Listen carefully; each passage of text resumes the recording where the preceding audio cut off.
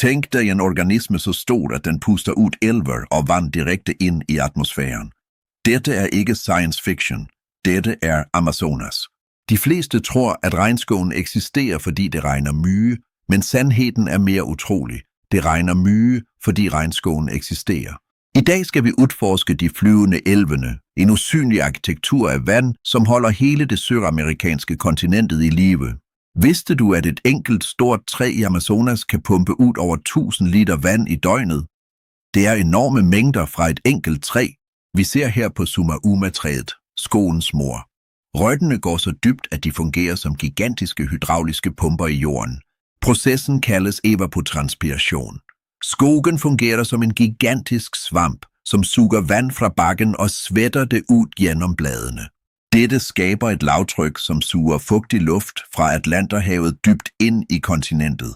Uden træerne ville det indre af Sydamerika været en ørken. Denne fugtigheden danner det forskere kalder rios voadores, flyvende elver. Det er mere vand i luften end i selve Amazonas-elven på bakken. Når denne gigantiske strømmen af damp træffer den massive muren af Andesfjeldene, bliver den tvunget opover, afkølt og falder som kraftig regn.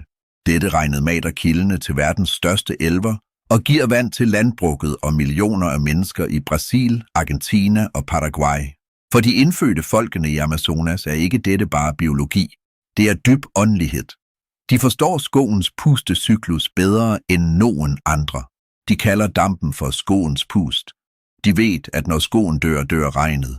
De er de sande vogterne af denne skøre balancen. Se på det unikke dyrelivet.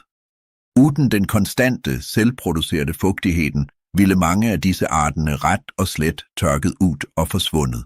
Hele den komplekse faunaen, fra de mindste insekterne til den store harpyørnen, er perfekt finindstillet til at overleve i denne gigantiske vandmaskine. Når vi hugger ned træerne, bryder vi selve pumpen. Forskere advarer om, at hvis 20% af skoen forsvinder, vil vi nå et vippepunkt. Skoen vil ikke længere klare at producere nok regn til at opretholde sig selv. Den vil sagte forvandles til en tør og livløs savanne. Dette er en global krise.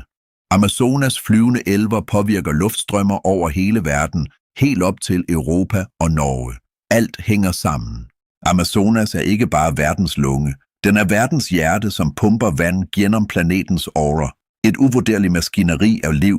At beskytte denne skoven er at beskytte selve vandet, vi drikker, og luften, vi puster. Det er vores fælles arv. Tak for, at du så på Connexion Noruega. Husk at abonnere for at forstå mere af, hvordan vores verden hænger sammen. Vi ses snart. Ta vare på naturen. Tak for nu.